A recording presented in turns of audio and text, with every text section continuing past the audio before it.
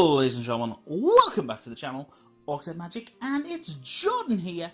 And yes, I know it has been far too long since I've done a deck tech, and I apologise for that, but since Rivals has come out, I have been struggling to find a deck. I've been lost amongst the seasons rotation, trying to find my place, and I've recently been playing some games, and by God, I think I have been inspired, ladies and gentlemen, and I mean inspired. So, this is my deck tech for this week, which is a standard brew with Rivals of Ixalan at its core. So, just a quick reminder before we get into the deck tech, if you want to support the channel, please leave a like, comment, share the video. It's a great way to help us out. Also, please don't forget that you can subscribe to us and click the bell icon. It's also helpful to let you know notifications, so when we go live with videos on the channel. And best thing about it, it's all for free, ladies and gentlemen. So please do it. So this week's deck text is focused around the evergreen mechanic of this creature cannot be blocked. I know it's technically not an evergreen mechanic, but you know, it's one of the ones that isn't really named. The benefit with this is that this mechanic in itself is the best form of evasion in the game. You cannot get around this. It is great. There is very limited in terms of spells or ways to make creatures lose abilities. So essentially, it doesn't matter what blockers your opponent puts down, you're going to be going straight through the defense line. Let's get started straight into what I am now beautifully calling Izzet Comin Thru. So in the deck, we are running three creatures. We have Sliverblades, Stormfleet Sprinter, and Slippery Scoundrel. Sliverblade's a great one-drop. It will have a 1/2 body on it, can't be blocked, and it will help happily block 1/1s all day long. Stormfleet Sprinter is a 3-drop that not only can't be blocked, it has haste on it, so it allows us to get in damage the turn it comes down. Slippery Scoundrel is also a 2/2 at the 3-drop, which also has Ascend on it. So once we have 10 permanents, bam, it gets hex-proof and it can't be blocked, so it becomes even more uninteractable. So our creature package itself is a bit small with around 12 creatures in the deck. So let's be honest, that's not going to make a huge impact on the game going forward. It's only 12 creatures. So that's why we're going to put a lot of pants on them, get them buffed up to beyond belief.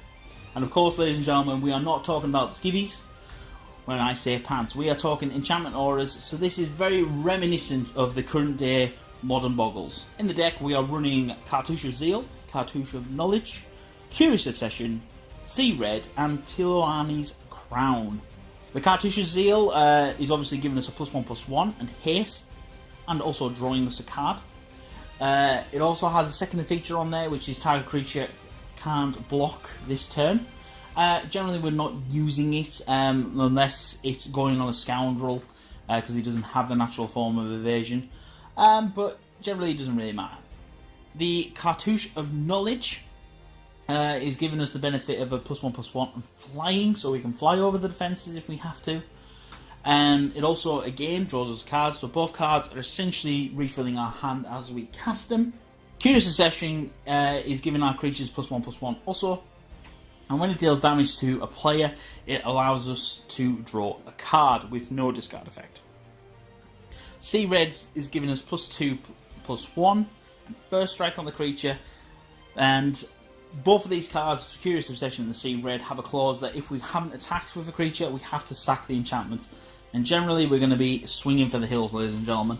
So you're going to have at least one creature on the board. Even if you've got one creature on defense, you're going to be swinging with one just to keep the enchantments around.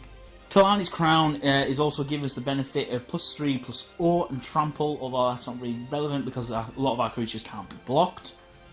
And also, don't forget that it will deal 1 damage to the creature it enchants, which is obviously can make it more prone to removal if you are focused on that. So it's better to do it late game once you've got a bit more of a buff on your body. That's it for the Panks package, but how obviously we're going to keep the game from stalling is we're going to run cards such as a Charter Course. This of course allows us to draw 2 cards, and if we haven't attacked, we have to discard 1, but generally, as I said, most of the time you are attacking with this deck.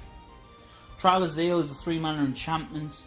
When it comes down and enters the battlefield, it can either do 3 damage to a creature, or 3 damage to the dome. And once we play a Cartouche, we're allowed to pick it back up and then recast it again. I'm generally preferring this over some of the graveyard-based removal that can also return to hand with the raid mechanic. generally because there's a lot of graveyard hate going around.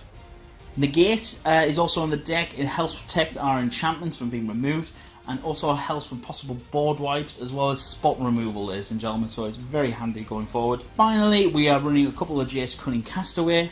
He's a card that's going to be drawing us more cards on his +1 ability.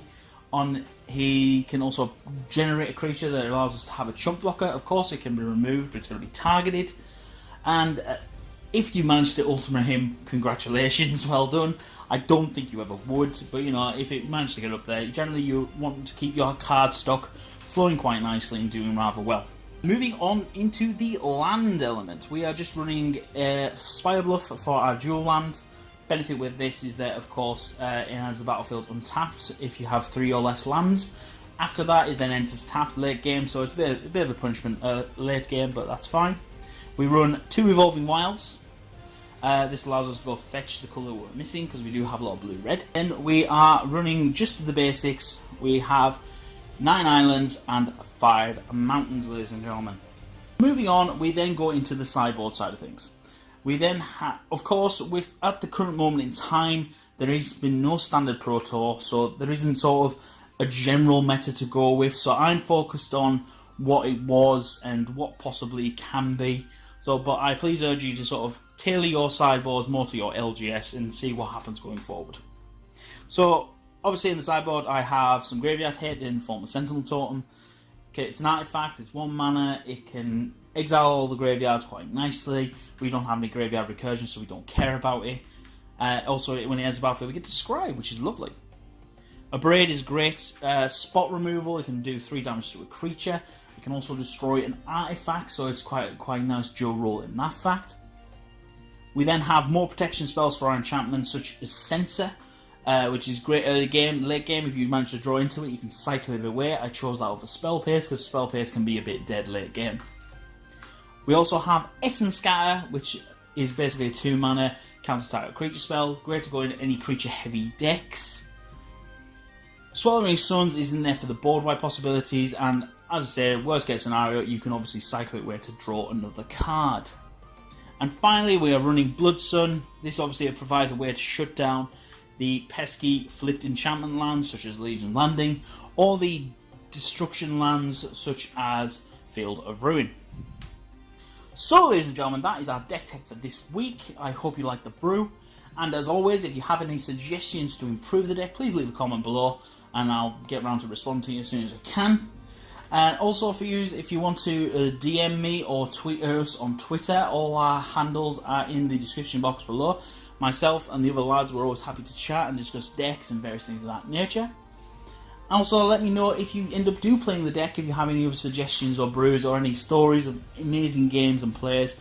Recently, we've had some comments come on some older videos, and it's been great to read them and hear over the stories. So it's been fabulous.